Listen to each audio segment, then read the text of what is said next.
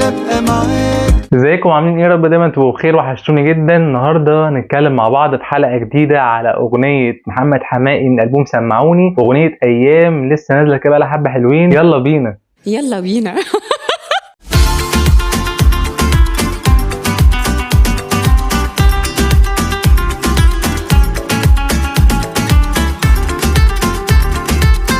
طب ضحكة وانا ماشي، تعالى بقى ما تستناش. اغنيه محمد حماقي الجديده اغنيه ايام، وهي من كلمات امير طعيمه ومن الحان وتوزيع احمد ابراهيم. الالحان حلوه قوي قوي بجد. انا احمد ابراهيم بحييه تحيه كبيره جدا. اللحن كان عبقري، التوزيع كان خرافي. شايف الاغنيه اتعمل فيها شغل كويس جدا من حيث الالحان والتوزيع.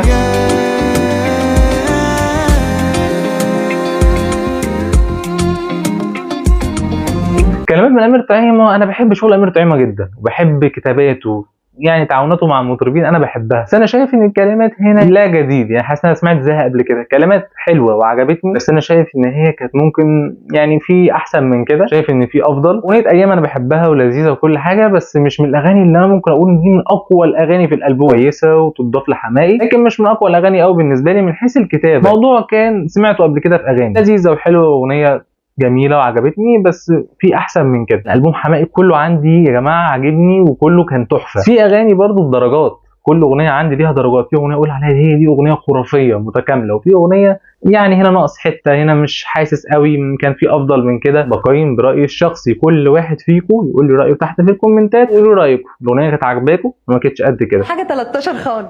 حاجه ايه 13 خالص دي حاجه حلوه يعني. امال بقول لك حاجه 13 خالص. انا شايف ان حماقي السنه دي مقدم مزيكا، عامل شغل عالي جدا السنه دي في الالبوم بتاعه. كانت عوده بعد غياب كبير، واحنا كنا عاوزين نسمع لحماقي. فينك يا عم؟ اخيرا بقى ظهرت وعملت لنا البوم جديد.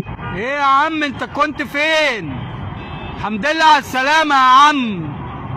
هو عامل لي الالبوم ده 18 اغنيه، وانت اهو معايا في الحلقه. اللي بيشوفني دلوقتي هيقعد عليه 5 سنين تانيين عشان يعمل لنا البوم زي ده تاني. حماقي بيغيب كتير جدا، بس فعلا بيرجع يا جماعه بعوده بتبقى قويه. وانا من وجهه نظري شايف ان محمد حماقي في 2026 اقوى البوم نزل. مفيش البوم في جمدان البوم محمد حماقي بجد. انا شايف ان هو عامل مزيكا جامده. الراجل ده يا جماعه بيعمل شغل تحفه. تطور كبير من محمد حماقي السنه دي، كل سنه بيفاجئني اكتر من السنه اللي قبليها. طبعا على مدار سنين، مش كل سنه. قصدي ان كل ما بينزل البوم جديد. ده كان رايي النهارده في الاغنيه كانت عجباني جدا، الحان وتوزيع، كلمات كانت كويسه. كانت عجباني برده من امير طعيمه، بس انا شايف ان هي كانت ممكن تبقى افضل من كده. ممكن ادي لها مثلا 7 من 10. استنى كل رايك في الكومنتات تحت، قولوا رايكم الاغنيه كانت عاجباكم ما كانتش قد كده. ولسه جديد بتشوفني اشترك في القناه وفعل زر الجرس واعمل لي لايك، وما تنساش بقى الشير وسبسكرايب، وروقوا عليا في كل مكان. اشوفكم ان شاء الله خير في فيديو جديد. سلام.